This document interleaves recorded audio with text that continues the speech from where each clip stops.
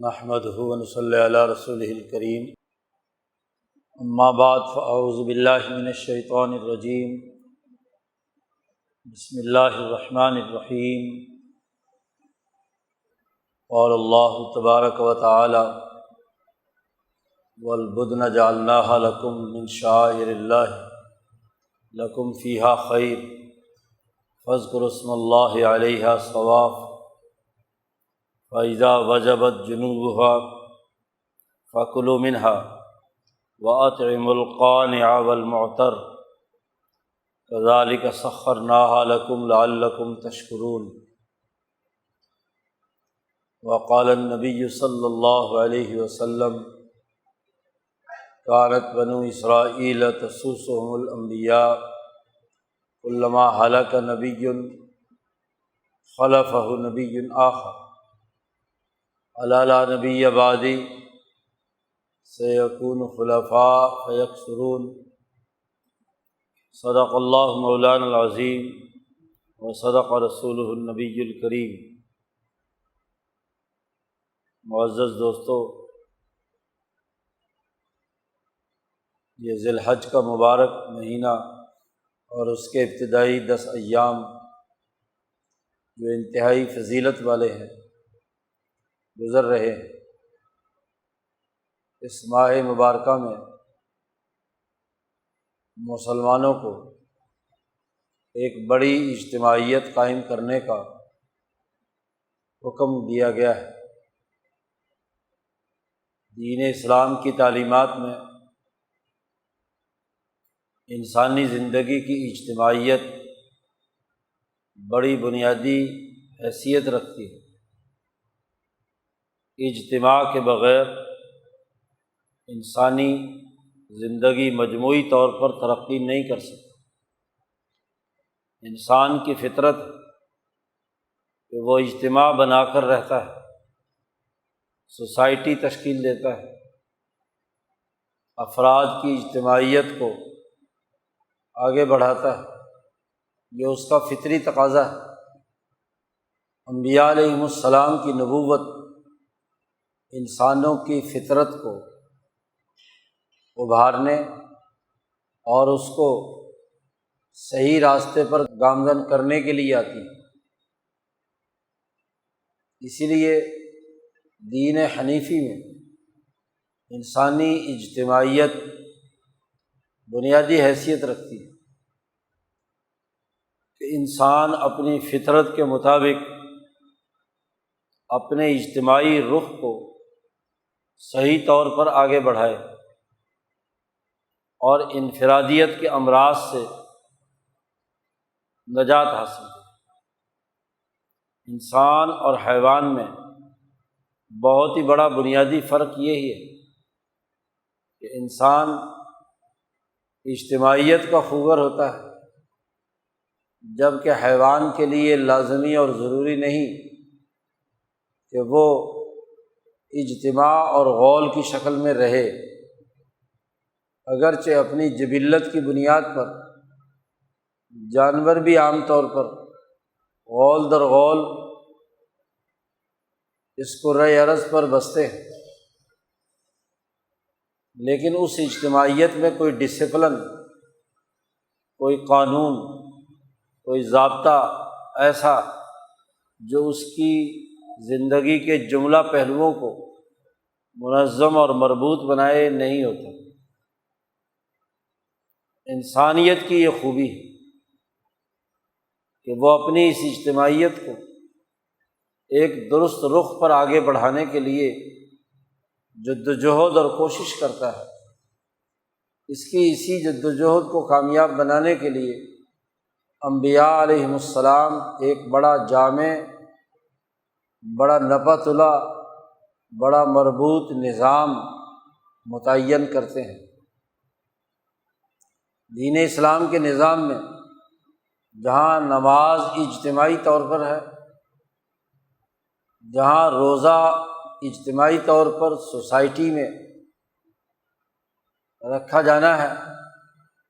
زکوٰۃ کا ایک اجتماعی نظام ہے، ایسے ہی حج بیت اللہ جیسی عظیم عبادت بھی انسانی اجتماع کا ایک اہم ترین اور منفرد عظیم الشان منظرنامہ انسانیت کے سامنے پیش کرتا ہے۔ حج بیت اللہ، اللہ کے گھر کا طواف اور مشاعر مقدسہ میں انسانیت کا اجتماعی طاقت اور قوت کا اظہار، اس عزم اور ارادے کے ساتھ کہ اس اجتماع پر اللہ تبارک و تعالیٰ کا پرتو، اللہ کی تجلیات و انوارات اور اس کی وحدانیت کا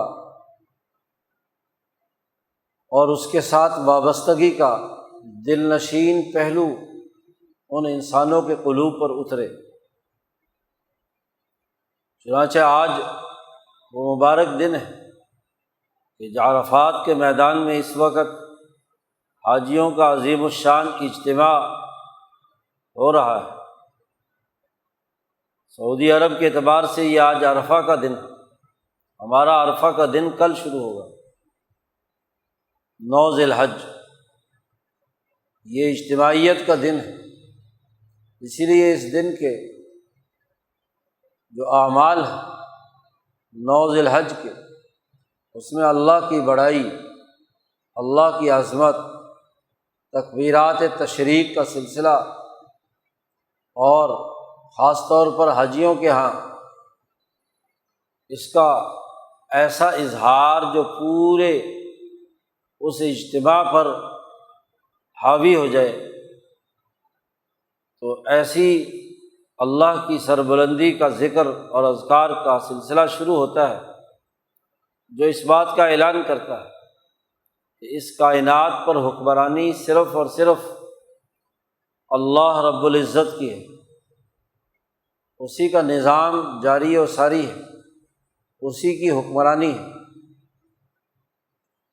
اللہ کے علاوہ کوئی فرعون، نمرود، شداد اور حامان، کوئی بڑی سے بڑی طاقت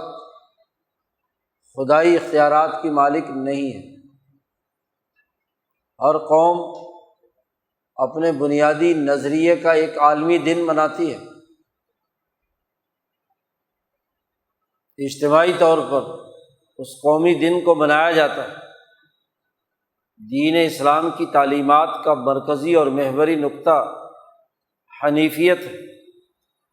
کہ وہ یکسو ہو کر صرف اللہ وحدہ لا شریک کی غلامی کا اقرار کرتا ہے، اپنے تمام تر جسمانی روحانی تقاضوں کی تکمیل کے لیے اسی نور خداوندی سے فیضیاب ہوتا ہے، اس کے ساتھ وابستہ ہوتا ہے۔ تو ضروری ہے کہ سال میں ایک مرتبہ مسلمانوں کا ایک عظیم اجتماع عرفات کے میدان میں جمع ہو اور لبیک اللہم لبیک لا شریک لک لبیک، اللہ کی حمد، اللہ کے انعامات، اللہ کی بادشاہی، 3 جملے، 3 باتیں اس لبیک میں تلبیہ میں کہے گئے ہیں کہ ہم اللہ کے سامنے حاضر ہیں۔ لبیک اللہم لبیک، اے اللہ ہم تیرے دربار میں حاضر ہیں، اور اس بات کا اعلان کرتے ہیں کہ اس کائنات کے اندر جو چیز بھی قابل تعریف کسی بھی درجے میں ہے، کسی چیز کا ذاتی حسن ہو یا کوئی تخلیقی کام ہو یا کوئی فعل ہو یا کوئی چیز ہو یا کوئی بات ہو، اس میں جو خوبصورتی، انسانی فائدے کا جو بھی اس کے اندر کسی بھی قسم کا عمل دخل ہے، وہ صرف اور صرف تیرے لیے۔ اے اللہ، تو نے ہی اس میں وہ قابل تعریف بات رکھی ہے۔ کوئی دنیا کی طاقت ایسی نہیں ہے کہ وہ اس کے اندر کسی بھی قسم کی کوئی ویلیو پیدا کر سکے، کسی بھی قسم کی اس کے اندر خوبصورتی پیدا کر سکے۔ ان الحمد لک، پوری حمد و ثنا تعریف صرف اور صرف تیرے لیے۔ دوسری بات النعمت، انسان وہ چیزیں جن سے براہ راست مستفیض ہو کر اپنے وجود کی ساخت کو برقرار رکھتا ہے۔ نعمت وہ مادی یا روحانی شے ہوتی ہے جسے انسان استعمال کر کے اپنے جسم کی نشو و ارتقاء یا اپنی روح کی ترقی کے لیے استعمال میں لاتا ہے۔ نعمت خانہ اسے کہا جاتا تھا جہاں کھانے پینے کی اشیاء رکھی ہوتی ہیں، انسان انہیں استعمال کرتا ہے اور وہ اس کے اندر توانائی پیدا کرتی ہیں، اس کے نشو و ارتقاء میں وہ چیزیں دخل دیتی ہیں۔ تو کرۂ ارض کی ہر وہ چیز جسے استعمال کرنے سے انسان کی نشو و نما اور اس کی ترقی کے مراحل آگے بڑھیں، وہ نعمتیں ہیں۔ لباس پہننا، مکان کا ہونا، کھانا پینا، وہ تمام چیزیں جو جسم انسانی کو راحت پہنچاتی ہیں، وہ تمام کی تمام چیزیں نعمت جسمانی ہیں یا نعمت دنیاویہ ہیں۔ اور وہ نعمت جو انسان کی روح کو ترقی دیتی ہے جسے روحانی نعمتیں کہا جاتا ہے۔ انسان کی روح کو بھی غذا کی ضرورت ہے، اور روح جب غذا استعمال کرے، ذکر، عبادات، اعمال، اخلاقیات، وہ تمام اعمال جو اس کی روح کے اندر بالیدگی پیدا کرتے ہیں، روح کی نشو و ارتقاء میں کردار ادا کرتے ہیں، تو وہ تمام کی تمام ایسی نعمتیں ہیں جو روحانی ہے یا اخروی ہے۔ اخروی اس حوالے سے کہا جاتا ہے کہ وہ جو روحانی نعمتیں جب روح کے ساتھ چسپاں ہو جاتی ہیں تو آخرت میں یہی نعمتیں باقی رہتی ہیں۔ جو دنیا کی نعمتیں ہیں، کھانا پینا پہننا، یہاں کی لذتیں ہیں، تو یہ سسٹم دنیا کا جیسے ہی ختم ہوگا، قیامت برپا ہوگی، تو یہ نعمتیں تو فنا ہو جائیں گی، تو ان کی لذتیں بھی فنا ہو جائیں گی۔ جب جسم ہی نہیں رہے گا تو جسم سے وابستہ نعمت بھی نہیں رہے گی۔ روح رہے گی تو روح کے ساتھ پیوستہ تمام اعمال وہ اپنی روحانی لذتیں اور نشو و ارتقاء کے لیے کردار ادا کرتے رہے۔ تو نعمتیں دنیاوی ہوں یا اخروی، تو ایک حاجی اس بات کا اعلان کرتا ہے کہ یہ تمام کی تمام نعمتیں جو مجھے حاصل ہیں، دنیاوی ہوں یا اخروی، یہ یا اللہ تیری طرف سے ہے، تیرے لیے ہیں، تو نے عطا کی ہے۔ یہ کسی فرعون، نمرود، شداد، کسی شیطان ابو جہل، کیسر و کسریٰ یا کسی ظالم یا کسی اور انسان کی فراہم کردہ نہیں ہے۔ زیادہ سے زیادہ ایک دوسرا انسان معاون ہو سکتا ہے کہ اس نے ان چیزوں کے حصول میں معاونت کی ہے، مددگار ہو سکتا ہے، لیکن وہ اس کا خدا نہیں ہے، تخلیق کنندہ نہیں ہے، تخلیق کار نہیں ہے، معاون ہے کہ اس نے محنت اور مشقت، اور یہ معاونت بھی اس کے اندر جو پیدا ہوئی ہے، اس کے اندر جو تعاون کرنے کا جذبہ بھی بیدار ہوا ہے، وہ نعمت بھی اللہ نے اس کے اندر رکھی۔ تو گویا کہ اللہ کی حمد و ثنا اور اللہ کی تمام چیزوں سے جو انعام انسان حاصل کرتا ہے، ان تمام کا اعلان لکا، اے اللہ تیرے لیے۔ اب ہم تیرے دربار میں حاضر ہیں، تو اس حاضری کے وقت ہم اس بات کا اعلان اور اقرار اور اذعان کرتے ہیں کہ تمام حمد و ثنا اور تمام نعمتیں لکا، تیرے لیے۔ اور تیسری بات فرمائی والملک، حکمرانی، حکومت، نعمتیں جب تو نے تخلیق کر کے دی ہیں، ہر چیز میں قابل تعریف بات بھی تو نے پیدا کی ہے، تو بادشاہت اور حکمرانی اور اتھارٹی بھی تیری تسلیم کرتی ہے۔ یہ نہیں ہے کہ حکمران کوئی اور ہو، اتھارٹی کسی اور کی تسلیم کریں، سیاسی نظام اور معاشی نظام کسی اور کا مان لیں، ایسا نہیں ہے۔ تیرے حکم کے مطابق انہیں استعمال کریں گے، تیری اتھارٹی کے تحت، تیری بادشاہت کے اندر رہتے ہوئے یہ تمام اعمال کریں گے۔ گویا کہ تمام سیاست، معیشت، فکر اور نظریہ، تینوں چیزوں کا اعلان حاجی کو کرنا ہے۔ اللہ کی حمد و ثنا میں فکر آ گیا، نعمتوں میں تمام معاشی نعمتیں آ گئیں، اور الملک کے اندر تمام سیاسی امور اور حکمرانی کے امور آ گئے۔ انسانی سوسائٹی انہی تین چیزوں سے عبارت ہوتی ہے کہ کوئی معاشرہ کس فکر اور فلسفے پر استوار ہے، اس کی سیاسی اور معاشی نوعیت کیسی ہے، نظام کیسا ہے۔ تو ایک مسلمان اس حج بیت اللہ کے دوران اس بات کا اعلان کرتا ہے کہ ان تینوں باتوں میں بالکل کلیئر ہوں، اور یہ تمام کام عاشقانہ انداز میں کرتا ہوں، والہانہ انداز میں، نہ کہ محض رسم،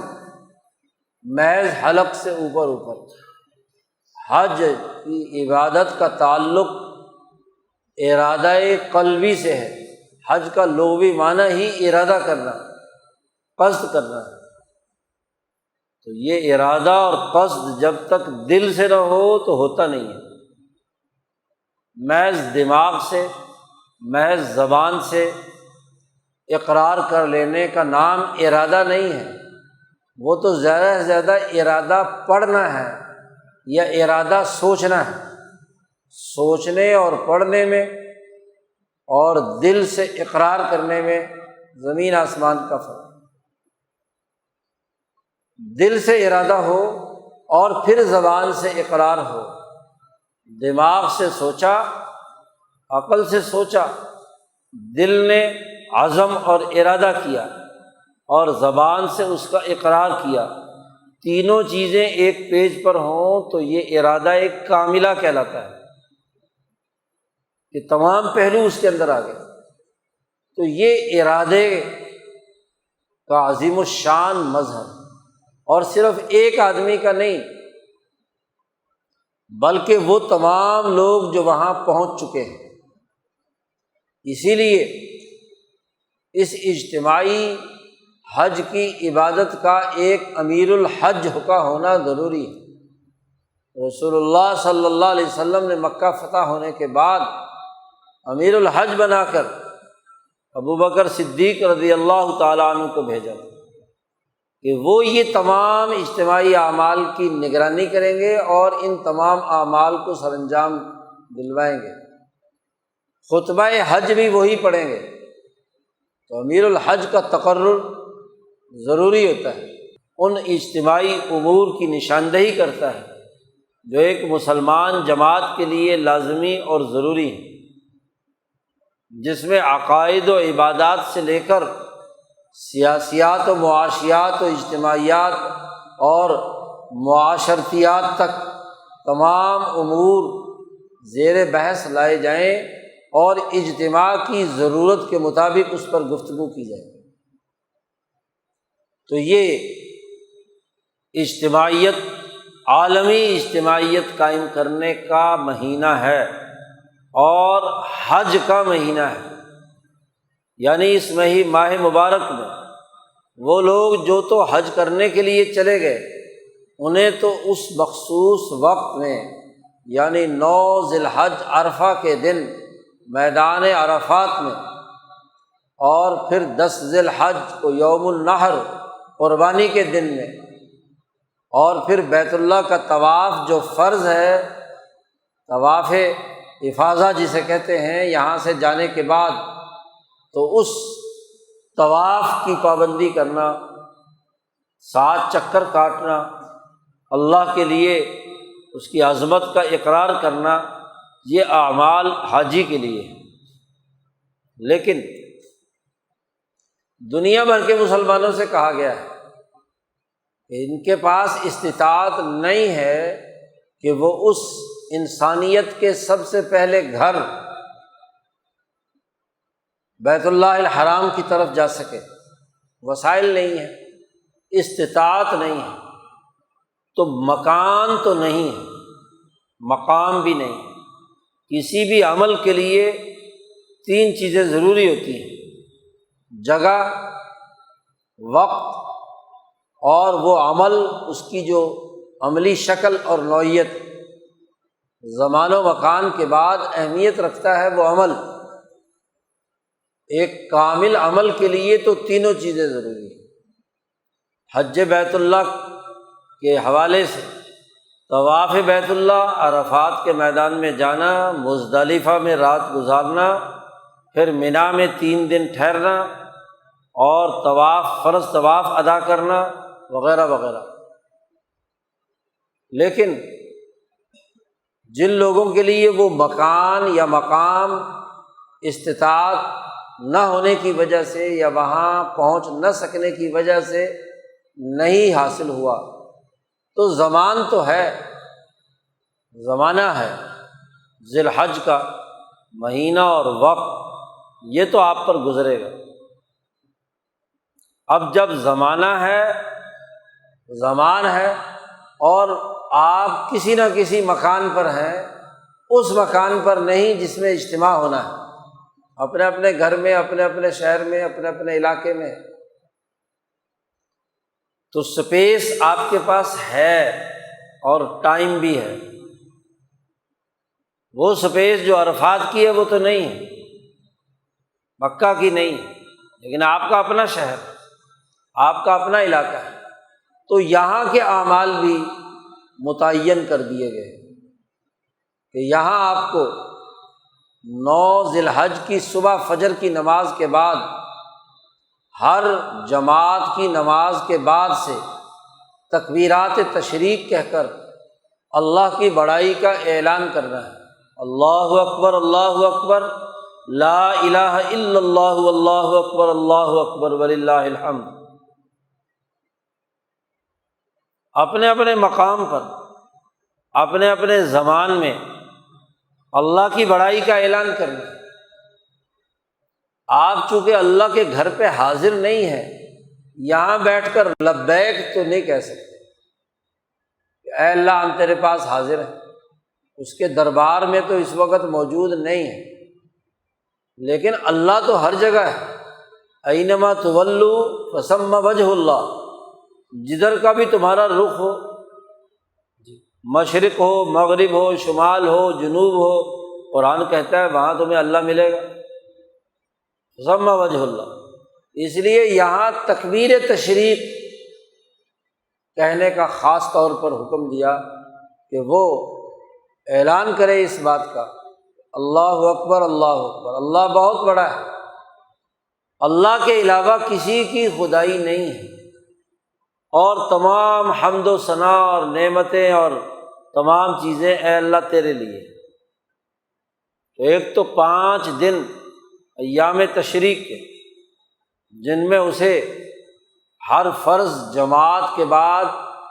اس بات کا اعلان کرنا ہے، اللہ کی بڑائی کا، اللہ کی وحدانیت کا۔ ہمارے ہاں یوم عرفہ کل صبح سے شروع ہو جائے گا، تو کل صبح فجر کی نماز سے لے کر 13ویں ذی الحج کی عصر تک یہ 5 ایام تکبیرات تشریق کے کہلاتے ہیں۔ تو ایک تو ان میں ذکر اللہ کے بلند کرنے کا عمل ہے۔ دوسری اہم ترین بات وہ یہ ہے، حاجیوں سے مشابہت کے لیے لازمی ہے کہ وہ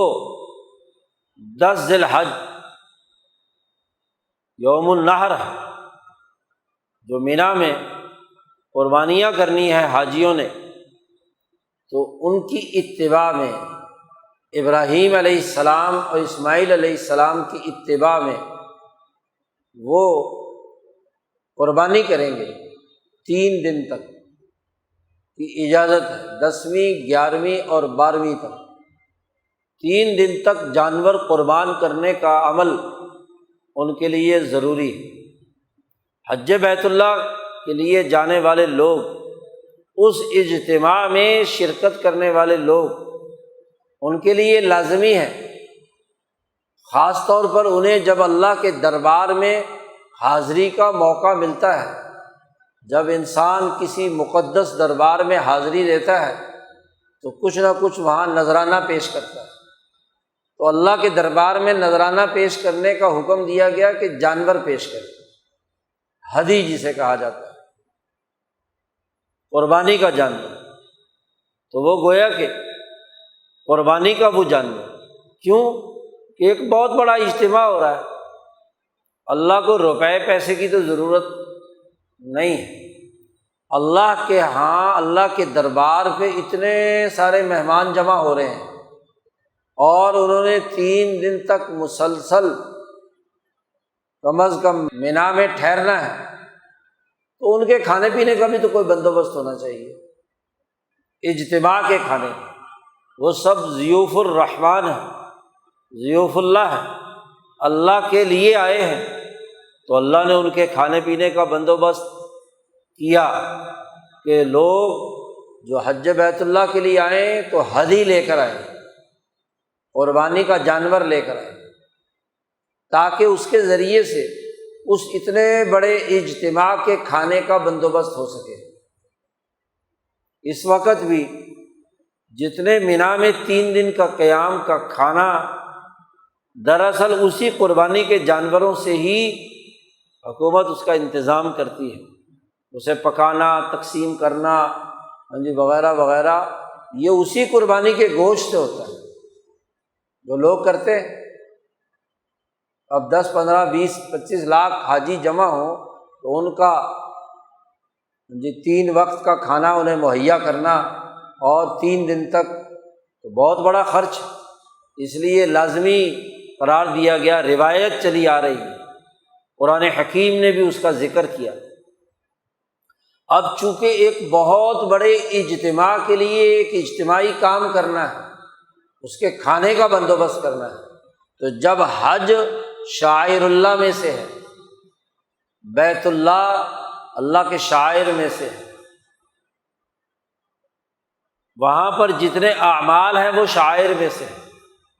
تو ان تمام حاجیوں کے کھانے پینے کی روٹی کا جو نظم و نسق ہے، اللہ نے کہا یہ بھی شاعر اللہ میں سے، جو کسی کام کرنے کا ذریعہ یا اس کا واسطہ بنتا ہے وہ بھی اہم اور لازمی ہو جاتا ہے۔ نماز پڑھنی بغیر وضو کے نہیں ہوتی، تو وضو بھی فرض کر دیا گیا، اور اس کی بھی اتنی ہی اہمیت یا نورانیت رکھ دی گئی کیونکہ وہ اللہ کے لیے کام کر رہے ہیں جو نماز کے اندر ہے۔ اسی لیے وضو کو کہا گیا کہ یہ کسی نے وضو پر وضو کیا تو نور علی نور، گویا کہ اس کی روح کے اندر نور در نور داخل ہو گیا۔ تو اب اتنے بڑے اجتماع کے لیے جانور ذبح کرنا، اور وہ بھی اللہ کے نام پر، جب اللہ کے لیے اجتماع ہے تو اللہ کے نام پر جانور۔ مکے کے مشرکوں نے یہ حرکت کی ذاتی مفادات کے لیے کہ وہ جانور غیر اللہ کے نام پر ذبح ہونے لگ گئے، اور غیر اللہ بھی کون تھے؟ وہ تھے جو اپنے زمانے کے اہل اللہ تھے، انہوں نے حاجیوں کی بڑی خدمت کی تھی، جتنے بھی بت انہوں نے بنا رکھے تھے، لات منات وغیرہ، یہ وہ تمام بت تھے، ان انسانوں کی تصویریں تھیں، مورتیاں تھیں کہ جن انسانوں نے حاجیوں کو پانی پلایا، حاجیوں کے کھانے کا بندوبست کیا،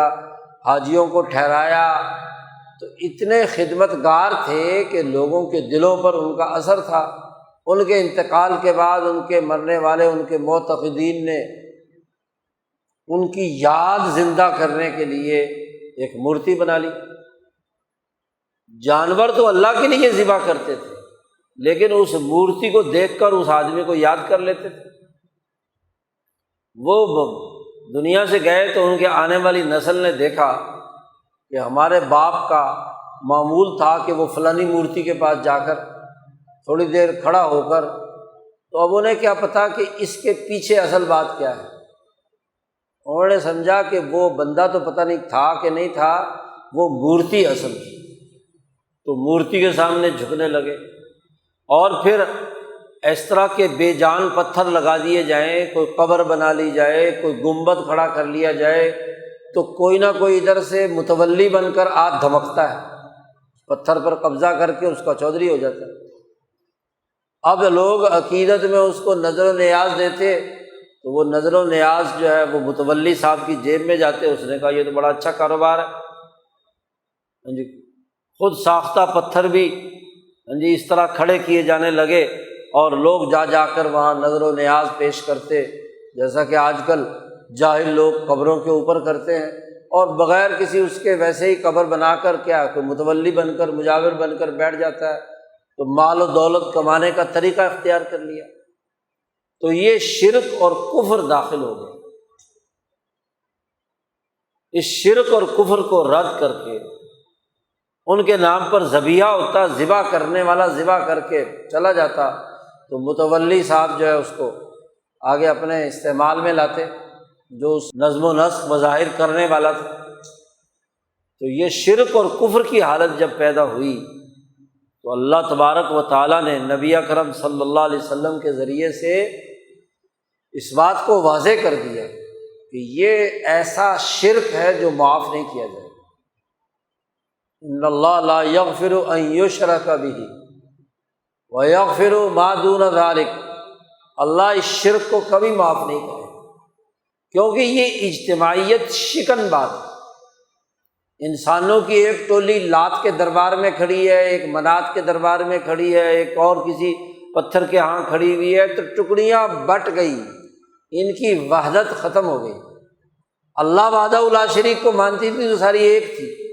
اور اب کیا ہے، فرقوں اور ٹکڑوں کے اندر یہ پتھروں کے پجاری وجود میں آ گئے، اور پھر بڑھتے بڑھتے ہر ایک پتھر کا جو بڑا پجاری ہے، بڑا متولی ہے، وہ طاقت کے بل بوتے پر دوسرے کے بندوں کو اپنے ہاں آنے نہیں دیتا، اپنے بندوں کو جانے نہیں دیتا، گویا کہ بندوں کو اپنا غلام بنا کر اپنا ماتحت بنا دیا۔ یہ وہ خرابی ہے جو کیا ہے پیدا ہو چکی تھی۔ تو اللہ تبارک و تعالیٰ نے نبی اکرم صلی اللہ علیہ وسلم کے ذریعے سے یہ بات واضح کر دی کہ ذبیحہ غیر اللہ کے لیے نہیں ہو سکتا۔ جانور اگر ذبح ہوگا تو صرف اور صرف اللہ کے لیے، اور جب وہ اللہ کے لیے ذبح ہوگا تو وہ شاعر اللہ میں سے۔ یہ آیت جو تلاوت کی گئی ہے اس میں اللہ پاک نے یہی بات واضح فرمائی۔ پچھلے آیات میں اللہ کا ذکر، نماز کا قیام اور اللہ کے راستے میں مال خرچ کرنے کے امور بیان کرنے کے بعد اللہ نے فرمایا وَالْبُدْنَ جَعَلْنَاهَا لَكُمْ مِنْ شَعَائِرِ اللَّهِ۔ یہ جو جانور قربانی کے لیے آتے ہیں، بدنا اونٹ کو کہتے ہیں، عرب لوگ چونکہ عام طور پر اونٹ ہی پالتے تھے، بکریاں یا گائیاں، دوسرے گائے تو بالکل ہی کم تھی، اور بکریاں اس جگہ پالتے تھے، لیکن بدنا اونٹ، اور اس میں اب گائے بھی شامل ہے جیسا کہ احادیث سے معلوم ہوا۔ تو یہ جانور جو اللہ کے نام پر چلائے گئے ہیں، آپ نے انہیں اللہ کے نام پر وقف کر دیا کہ اسے اللہ کے دربار میں قربان کرنا ہے، اس کو بدنا کہتے ہیں۔ جعلناہا لکم من شعائر اللہ، اللہ پاک فرماتے ہیں ہم نے تمہارے لیے اسے اللہ کے شعائر میں سے بنا دیا۔ گزشتہ جمعے میں عرض کیا تھا کہ شاعر وہ ہیں کہ جن کو دیکھ کر اللہ یاد آ جائے، اللہ کا تعارف انسان کو حاصل ہو جائے، انسان کی نسبت سے وہ شاعر یعنی ایسی علامت ہے کہ جس علامت کو دیکھ کر اللہ کی حکمرانی، اللہ کی طاقت اور قوت، اس کی حمد و ثنا، اس کی نعمتوں کے اظہار کا پتہ چلے، اور اللہ کی نسبت سے وہ تجلی ہے، انوارات الہیہ ہیں جو اللہ کی طرف سے نازل ہوئی ہیں۔ یہ جو جانور جنہیں بھی قربانی کے لیے جائز قرار دیا گیا ہے یا جن کا گوشت انسان کے لیے کھانے کی اجازت دی گئی ہے، ہر جانور کا گوشت کھانے کی اجازت نہیں ہے۔ جانور جو دراصل بہیمی خصلتیں رکھتے ہیں، ان جانوروں میں سے یا پرندوں میں سے وہ جانور جو درندے ہیں یا نوچ کر چیر پھاڑ کر کھانے والے ہیں، وہ انسان کے لیے حلال قرار نہیں دیے گئے۔ شیر کھانے کی اجازت نہیں ہے جی، کوئی اور اسی طرح چیرنے پھاڑنے والے، وہ پرندے جو نوک سے گوشت کھینچتے ہیں اور پنجوں سے پھاڑتے ہیں تو ان کا گوشت بھی کھانے کی اجازت نہیں ہے، کیونکہ وہ مردار کھاتا ہے، حرام کھاتا ہے۔ وہ صرف انعام کی اجازت دی گئی جانوروں میں سے، اور یہ انعام صرف 8 اقسام ہیں جو اللہ پاک نے بیان کی ہیں۔ نازل کیا ہے اللہ نے تمہارے لیے 8 جوڑے ہیں، نر اور مادہ دونوں ملا کر جی، بکری ہے، بھیڑ ہے، گائے ہے اور اونٹ ہے، اور ان میں ہر نر اور مادہ دونوں ملائیں تو کل 8 ہو گئے، جس کی تفصیلات سورۃ الانعام میں اللہ پاک نے خود بیان فرمائی۔ تو یہ انعام ہے، قربانی بھی انہی کی ہو سکتی ہے۔ یہ جو انزال کا لفظ استعمال کیا ہے کہ ہم نے کتاب نازل کی، ہم نے میزان نازل کی، ہم نے لوہا نازل کیا جی، انزلنا الحدید، ہم نے یہ انعام نازل کی، یہ وہ جانور ہیں جن کی روحیں اللہ نے اوپر سے نیچے بھیجی ہیں۔ باقی جتنے درندے شرندے ہیں یہ تو یہی مٹی کی ارتقاء سے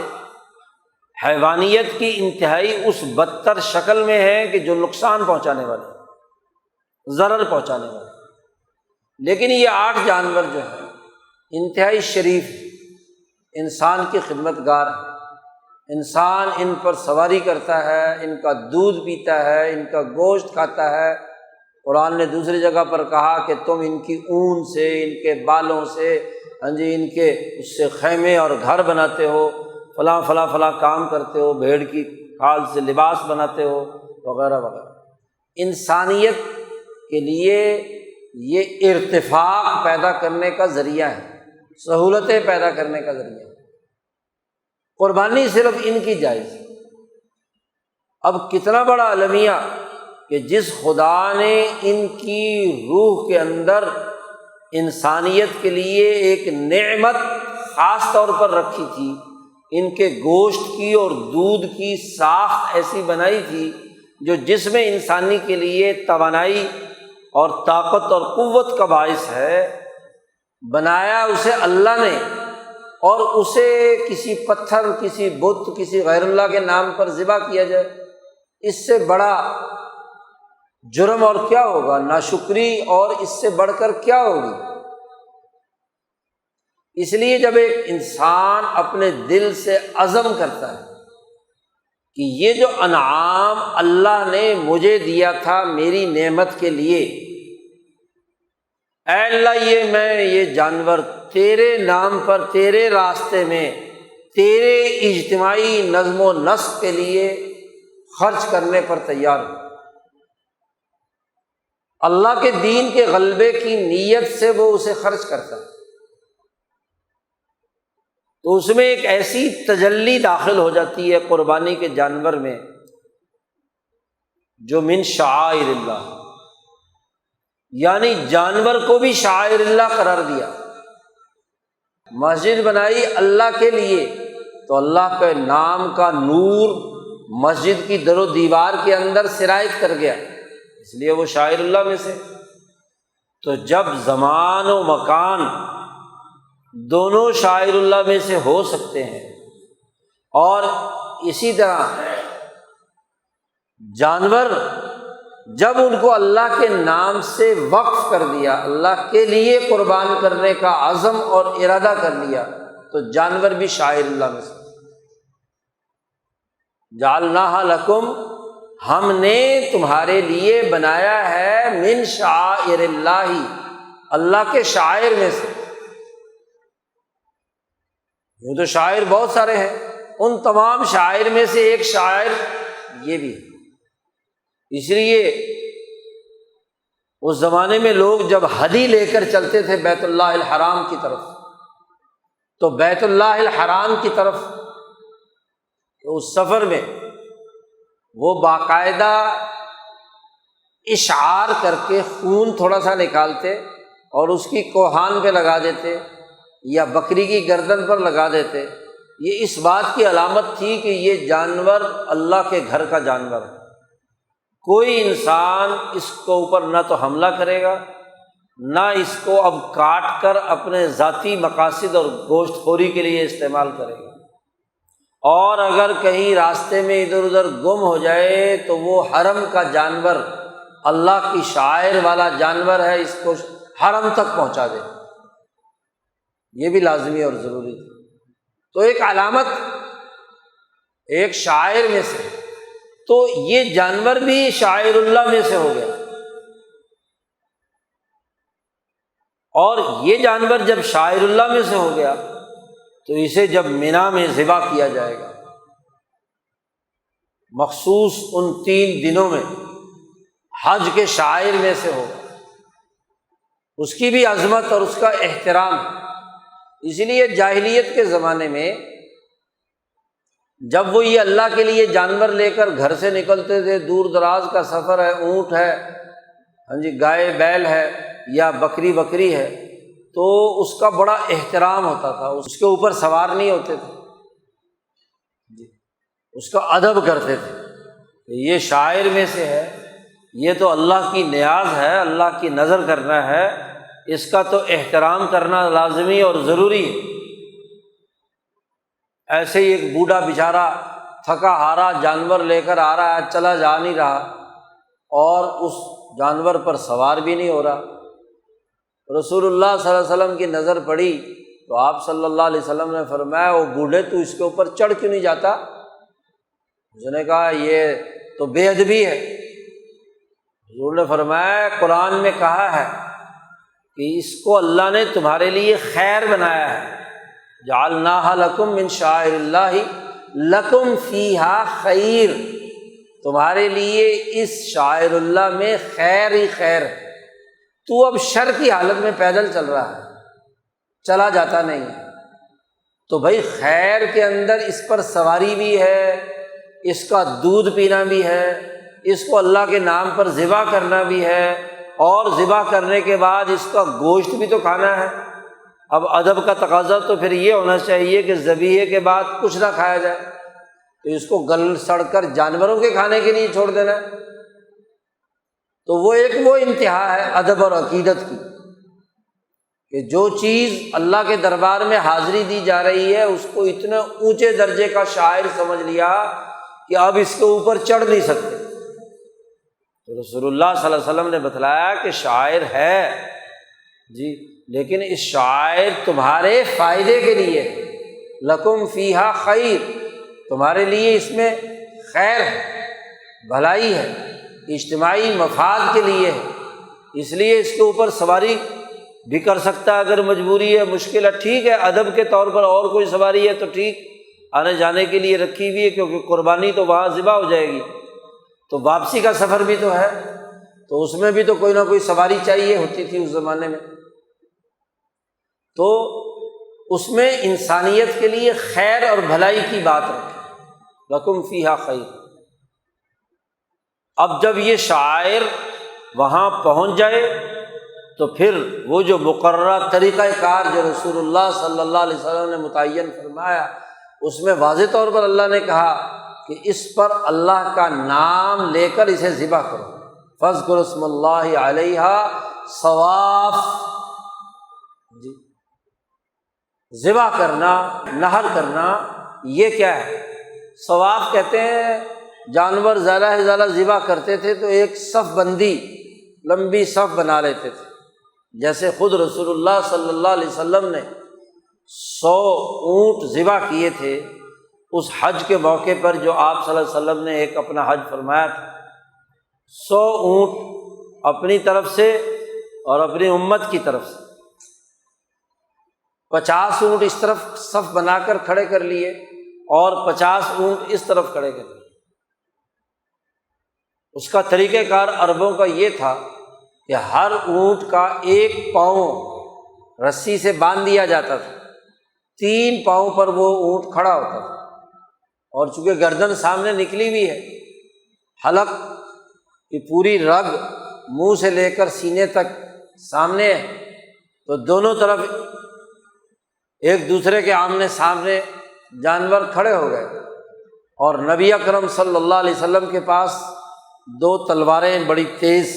ایک اس ہاتھ میں ایک اس ہاتھ میں۔ ایک اونٹ یہاں سے ذبح کیا، عرب لوگ نحر کرتے تھے، نحر کہتے ہیں گردن سے اوپر سے سینے تک چیرا دینا۔ اونٹ کی گردن چونکہ بڑی ہوتی ہے، اس کا جو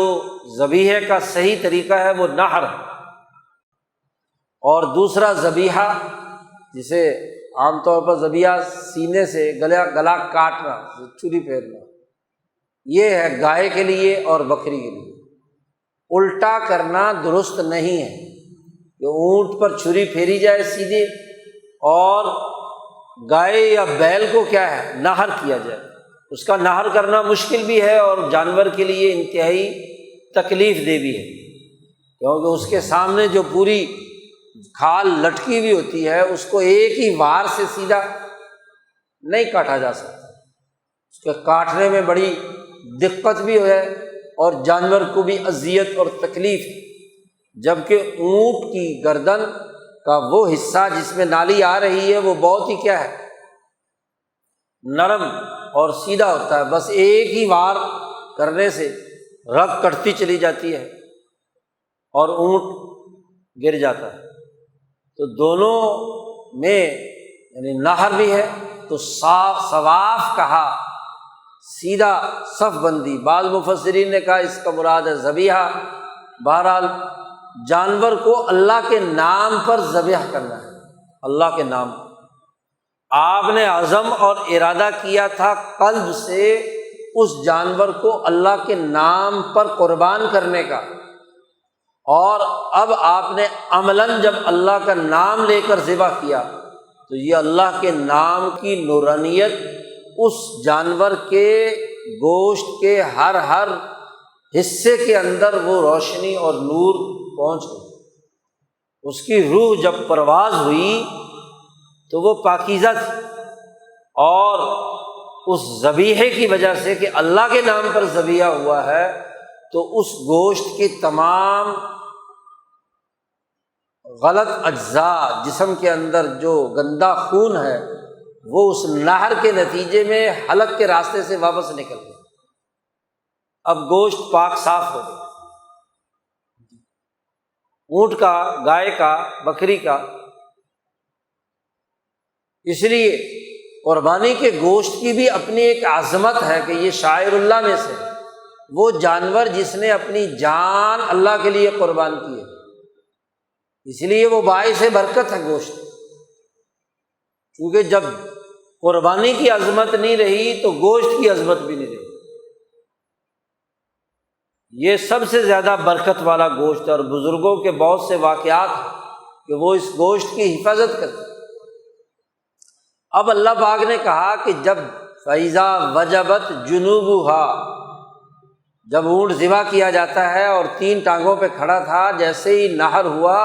خون باہر نکلا تو اونٹ گر پڑتا ہے۔ وجبت جنوبها، اپنے پہلو کے بل جب وہ گر پڑے جانور، یعنی روح پرواز کر جائے، اور اگر ذبح کیا ہے تو اس کا خون نکل کر جسم ٹھنڈا ہو جائے، فَإِذَا وَجَبَتْ جُنُوبُهَا، تو اب اللہ پاک نے کہا کہ فَكُلُوا مِنْهَا، خود بھی کھاؤ، وَأَطْعِمُوا الْقَانِعَ، وہ آدمی جو قناعت پسند ہے، للچائی بھی طبیعت نہیں رکھتا، اپنے گھر میں بیٹھا ہے یا وہاں اس جگہ پر گوشت کے لالچ میں آ کر کھڑا نہیں ہوا، پرہ باندھ کر کھڑا نہیں ہوا، تو قانع کو بھی کھلاؤ، جس کے اندر قناعت ہے، وقار ہے، عظمت ہے، لیکن گوشت اس کے پاس نہیں تھا، تو اس غریب کو بھی کیا ہے، کھلاؤ۔ اور والمعتر، اور وہ آدمی جو یہاں اس ذبیحہ کے وقت جمگھٹا لگا کر کھڑا ہے، مانگ رہا ہے، سائل ہے، سوال کرنے والا ہے، تو اس کو بھی کھلاؤ۔ یہ جو 3 حصے قربانی کے کرنے کا حکم دیا گیا ہے، وہ بعض لوگوں نے اسی آیت سے نکالا ہے۔ 3 حصے کہا اللہ پاک نے، کلو منہا، خود کھاؤ،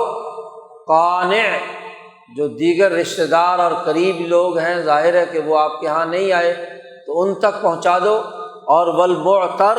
جو غریب اور سوال کرنے والا ہے، فقراء ہے، ان کو کیا ہے، دے دو۔ تو یہ تینوں کے لیے حکم دیا کھانے کا۔ یہ جانور کا گوشت اب انتہائی متبرک ہے، اس لیے اس کو خود بھی کھاؤ، دوسروں کو بھی کھلاؤ۔ اطعم القانع والمعتر۔ اللہ پاک فرماتے کذالک سخرناہا، اسی طرح ہم نے ان جانوروں کو تمہارے لیے انہی مقاصد کے لیے مسخر کیا ہے، تمہارے تابع بنایا ہے،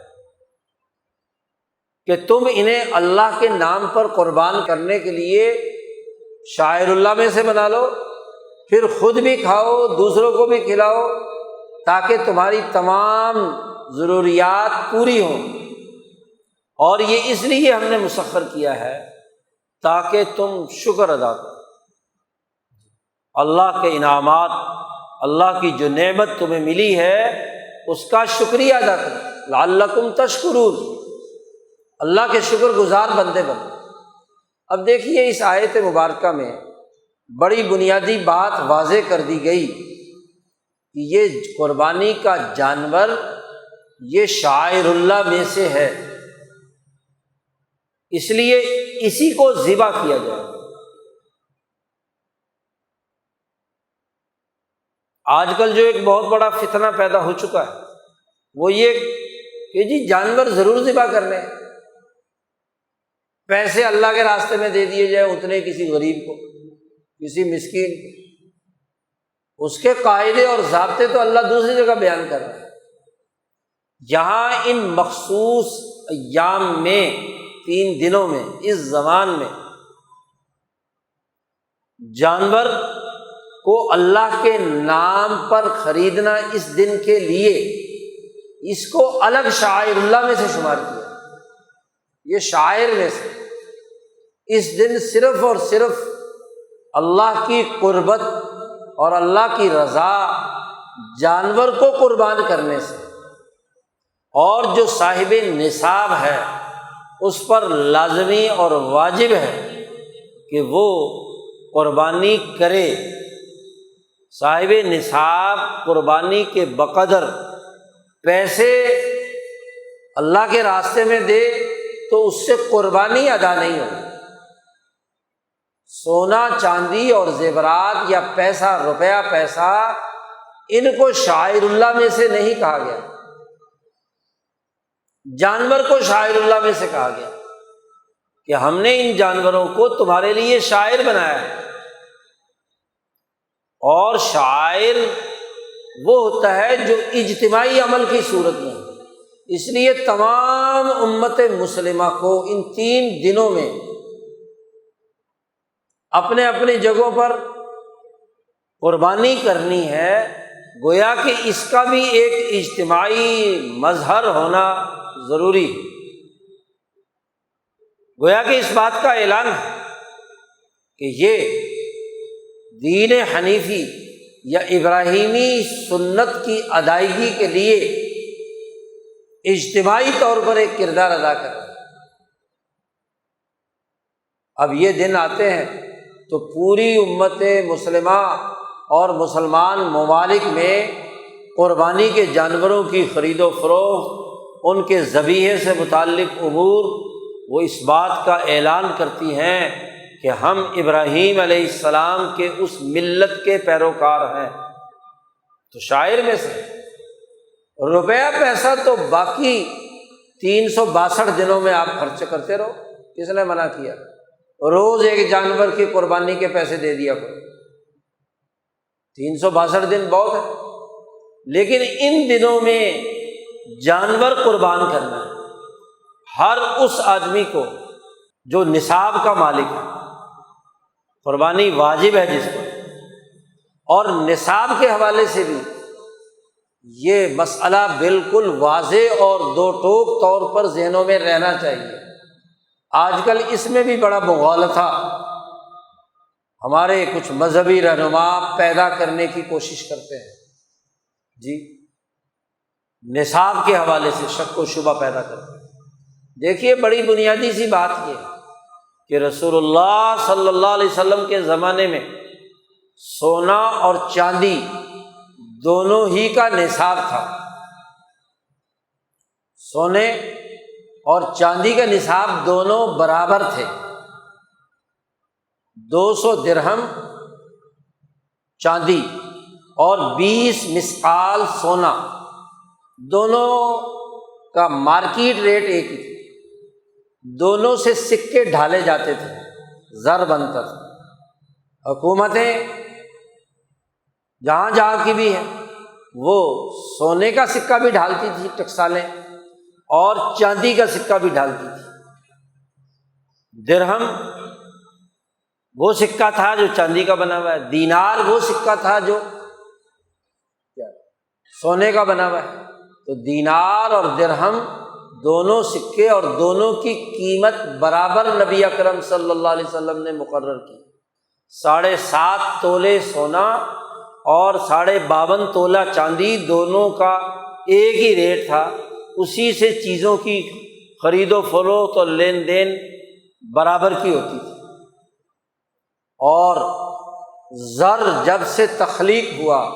سونے اور چاندی کی صورت میں، اس وقت سے لے کر پچھلی صدی تک دنیا میں دونوں زر چلتے رہے، چاندی کے سکے بھی اور سونے کے بھی، دونوں کی بنیاد پر سب کاروبار ہوتا تھا، اور دنیا بھر کے تمام انسانوں، ملکوں، قوموں میں ان دونوں کے اعتبار سے لین دین اور معاملات طے پاتے تھے، جی۔ لیکن وقت گزرنے کے ساتھ ساتھ اور بالخصوص عالمی سرمایہ داری نظام کے مسلط ہونے کے بعد معاشی سرگرمیوں کو تیز کرنے کے نام پر ایک فراڈ کھیلا گیا ایڈم اسمتھ کے اس نظریے کے تحت کہ زر یورپ کے جب تک قبضے میں نہیں آئے گا اس وقت تک دنیا بھر میں ہماری حکمرانی قائم نہیں ہو سکتی، تو زر اکٹھا کرو، سونا چاندی اکٹھا کرو، بدلے میں کسی کو اشیاء دو، جیسے اون کی تجارت کرتے تھے برطانوی لوگ، جی، اور چیزوں کی، تو چیزیں اور اشیاء دوسری قوموں کو دے دو اور پیسے لے کر اپنے ملک میں آ جائے، اور پھر پیسہ باہر نہ جانے دے۔ یہ جو سرمایہ دارانہ ہوس، زر پرستی، مرکنٹائلزم کے دور میں پیدا ہوئی، اور وہ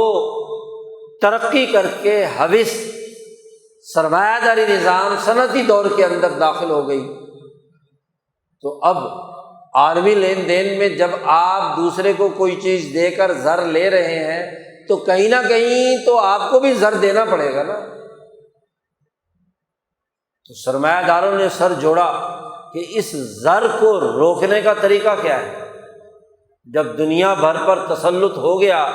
برطانوی سامراج کا، یورپین بھیڑیوں کا،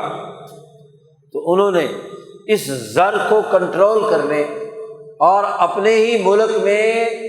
اس پر اجارہ داری قائم کرنے کے لیے کاغذی نوٹ جاری کرنے، رسید جاری کرنے۔ اگرچہ یہ کاغذی چیک یا رسید تاجروں کے ہاں استعمال ہوتی تھی، بنو امیہ کے زمانے سے چل رہی ہے۔ یہ جو چیک کا لفظ ہے عربی میں اس کو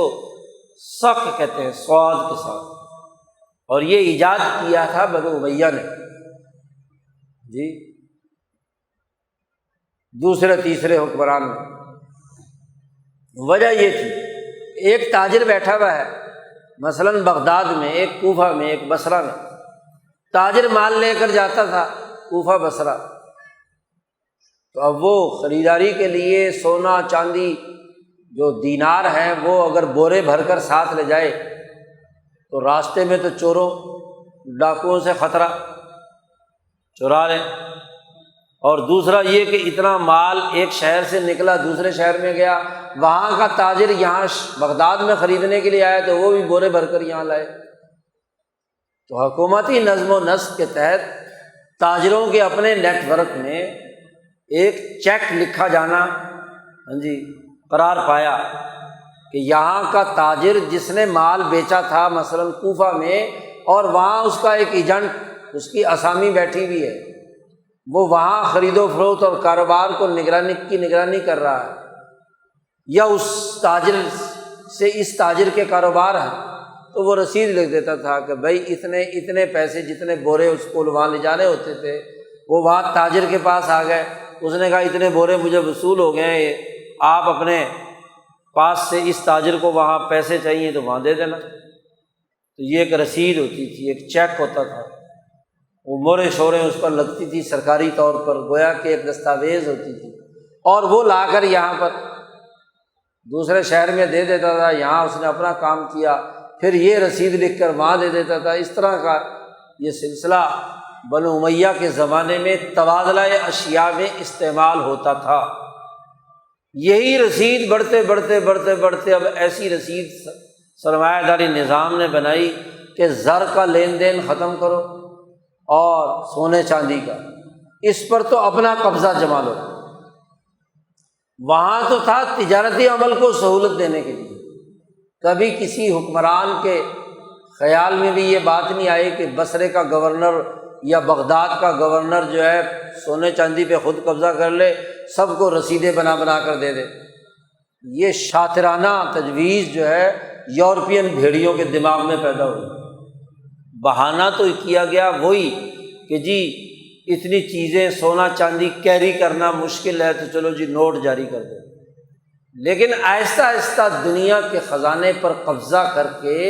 برطانیہ پہنچا، اور آج امریکہ نے ایک بہت بڑا کمرہ بنا کر اس کے اندر محفوظ کر کے کہا دنیا کا سب سے بڑا خزانہ ہمارے پاس ہے، لہذا اس کے بہاف پر جو ہم ڈالر چھاپ رہے ہیں یہی سب کچھ ہے۔ دکھایا آج تک کسی کو نہیں کہ تمہارے خزانے میں ہے کیا، چاہے الو بول رہے ہو۔ تو زر کو اس کی جگہ پر لے آئے، اور آہستہ آہستہ چاندی کی زرعی حیثیت ختم ہو کر رہ گئی، اور سونے کی زرعی حیثیت کو طاقتور بنا۔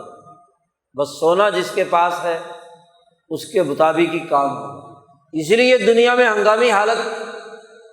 ہو، کوئی جنگ ونگ چھڑے، کوئی مسئلہ پیدا ہو جائے تو ممالک کاروبار کرتے ہیں زر میں، کوئی سونا دو تو ڈالر کی وہ رسید بھی کیا ہے ختم ہو جاتی ہے، بیکار ہو جاتی ہے۔ تو پچھلے 150-200 سال سے چاندی اتنی کم قیمت ہو گئی کہ اس کی کوئی ویلیو نہیں رہی، 1000 1200 2000 3000 جی، آج کل کچھ ذرا مہنگی۔ تو یہ ایک طرف، اور سونے کی قیمت آسمان کو پہنچ گئی۔ اس وقت کوئی دنیا کا ملک اول میں تو سونے چاندی سے کوئی چیز سکہ ڈھالتا ہی نہیں، اور اگر کہیں کوئی ڈھالتے بھی ہیں تو وہ صرف سونے کا، کیونکہ وہی لین دین کی بنیاد ہے، نہ یہ کہ کیا ہے چاندی۔ تو جب چاندی بنیاد ہی نہیں رہی، زر اصل جو ہے وہ سونا بن گیا، تو اب نصاب کس بنیاد پر ہوگا؟ یہ ایک اہم ترین سوال ہے۔ اس دور میں قربانی کس پر واجب ہے؟ تو یہاں مدرسے والے اپنے مدرسے کی کھال لینے کے لیے جو نصاب بیان کرتے ہیں وہ چاندی کا نصاب کو کہتے ہیں کہ یہ انفع للفقراء ہے۔ ایک زمانے میں فقہا نے یہ بات کہی تھی کہ اگر دونوں کے حوالے سے، یعنی اگر خالص چاندی کا نصاب ہے کسی کے پاس تو اس چاندی کے نصاب کے مطابق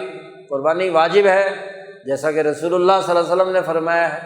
سونے کا نصاب ہے تو اس کے مطابق، اور اگر دونوں کا نصاب کامل نہیں ہے تو دونوں کو اگر ہم ملائیں،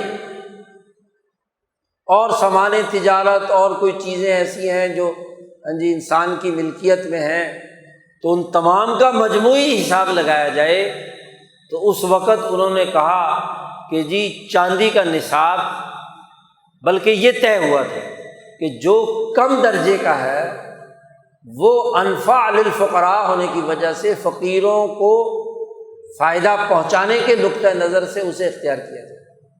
ہدایت کی عبارت ہے یہ، تمام پچھلے فقہا نے یہی باتیں لکھی ہوئی ہیں۔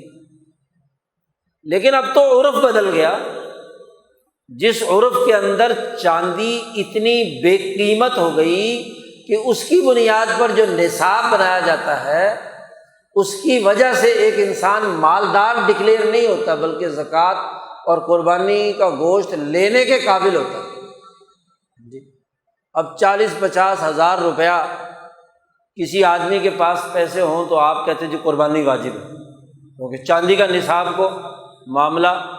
پہنچ گیا۔ جبکہ قربانی یا زکوٰۃ کی ادائیگی کے لیے غنی یعنی مالدار ہونا ضروری ہے، اور غنا اور مالداری کی بڑی بنیادی شناخت یہ ہے کہ ایک چھوٹا سا خاندان اپنے سال بھر کے اخراجات سے مستغنی ہو جائے، یعنی اتنے پیسے اس کے پاس موجود ہوں کہ اگر کوئی اسے اس دورانیے میں کوئی ملازمت نہ ملے، کوئی کام نہ ملے، تو اس کا جو جمع شدہ خزانہ ہے، جمع شدہ پونجی ہے، وہ اس کی ضروریات کے لیے کافی ہو جائے تو اسے کہیں گے غنی ہے۔ غنی وہ ہے جسے اپنی معیشت کی فکر نہیں، تو وہ مالداری ہے۔ تو گویا کہ وہ اس پر لازمی ہے کہ ایسے لوگوں کو جو فقیر ہیں، جن میں غنا نام کی کوئی چیز نہیں، ان کے لیے کھانے پینے کا بندوبست کرے، شکر ادا کرے کہ اس کے پاس سال بھر کے خرچے کی چیزیں موجود ہیں۔ اب اگر سونے کو دیکھا جائے جو دنیا بھر میں اس وقت زر ہے، اس کے مطابق 12 مہینوں میں اس کے پاس کوئی آج کل کے حساب سے تو شاید 10-12 لاکھ روپیہ بنتا ہوگا، تو ایک متوسط آدمی 12 مہینوں میں 30-40 ہزار بھی خرچ کرے تو زیادہ 6-7 لاکھ خرچہ ہوگا، باقی پھر بھی بچت۔ تو 7.5 تولہ سونا، اس کی قیمت اتنی معقول ہے کہ وہ ایک سال بھر کا خرچہ ایک چھوٹے گھرانے کے لیے کافی ہے۔ تو گویا کہ وہ غنی، اب اس پر واجب ہوگی قربانی۔ لیکن جو بیچارہ 40-50 ہزار کے نصاب کی بنیاد پر، اور ماشاءاللہ قربانی بھی بکرا خریدنے جائے تو وہ بھی 40 ہزار، جو جمع پونجی ہے نصاب والی وہ تو لگا دی اس نے جانور پر۔ تو شریعت کسی کی جڑ کاٹنے کے لیے نہیں ہے، اس کا استیصال کیا جائے یا استحصال کرنے کے لیے۔ شریعت تو کہتی ہے کہ آپ کے پاس جو مال ہے اس کا شکرانہ ادا کرو، لعلکم تشکرون۔ وہ بیچارہ کیا شکر ادا کرے گا جس پر آپ نے قربانی واجب کر دی اور اس کے پاس پیسے صرف چاندی کے نصاب کے بقدر ہیں فالتو، اور اس پر تم نے اس پر قربانی لازمی قرار دے دی۔ اس لیے اس وقت قربانی اور زکوٰۃ کے نصاب کی بنیاد سونے کا نصاب ہے۔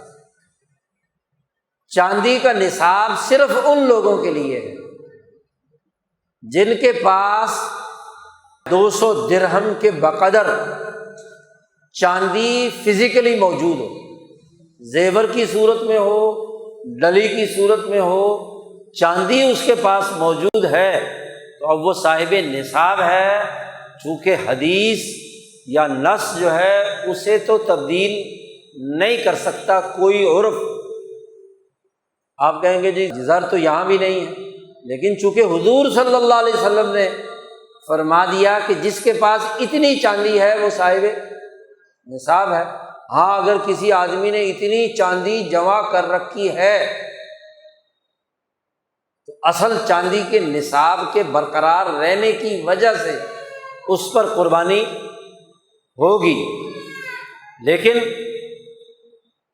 اس کا مال تجارت، اس کی باقی چیزیں اور کچھ تھوڑا بہت سونا، تھوڑا بہت چاندی، سب کو ملا کر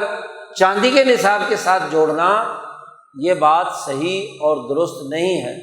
زیادہ صحیح اور انسانیت کے لیے سہولت بخش عمل یہی ہے۔ شریعت کا بنیادی تقاضا یہ ہے کہ وہ سونے کے نصاب کے مطابق صاحب نصاب ہوگا اور اس پر قربانی واجب۔ پھر یہ بھی ہے کہ جو صاحب نصاب نہیں بنا اور قربانی کرنے کو جی چاہتا ہے تو کرے، نفلی ہوگی، وہ بھی گویا کہ شاعر میں سے بنے گی، کیونکہ وقت اور ایام یہ 3 ہیں، اور جب کوئی نفلی قربانی ان دنوں کے لیے خرید لے تو اس کے اپنے شرعی مسائل ہیں، وہ یاد کرنا بھی ضروری ہے جی۔ صرف یہی نہیں، ایک آدمی جس پر فریضہ تھا جانور کا اور وہ ان قربانی کے ایام میں وہ ذبح نہیں کر سکا، جانور بھاگ گیا یا اور کوئی معاملات ہو گئے یا مر گیا تو اس کا حکم اور ہے۔ اور جو نفلی والا ہے، جس نے نفلی قربانی کے لیے جانور خریدا تھا، تو اس کا مطلب یہ کہ اس پر واجب تو نہیں تھا، اس نے اپنے اوپر خود واجب کیا ہے، اللہ نے تو اس پر واجب نہیں کیا تھا، اس نے اپنے اوپر خود واجب کیا ہے، گویا کہ نظر کی کیفیت ہوگی۔ نظر کی کیفیت ہے تو نظر تو ادا کرنی پڑے گی جی۔ تو اس لیے بلا وجہ اپنے اوپر لازم کر لینا یہ بھی کوئی درست بات نہیں ہے، کیونکہ اصل کام تو اللہ کا شکر ادا کرنا ہے، اللہ کے ساتھ اپنے تعلق کو جوڑنا ہے، ان دنوں کے اعمال اختیار کرنا ہے۔ تو مسائل قربانی کو درست تناظر میں سیکھنا، سمجھنا، یہ ان ایام کی ضرورت ہے، تقاضا ہے۔ سمجھے بغیر جو اعمال کیے جاتے ہیں وہ درست نہیں۔ اللہ تعالی ہمیں ان ایام کی قدر کرنے اور نبی اکرم صلی اللہ علیہ وسلم نے جن مقاصد کے لیے اس قربانی کی اجتماعیت کو برقرار رکھا تھا، اس اجتماعی روح کو،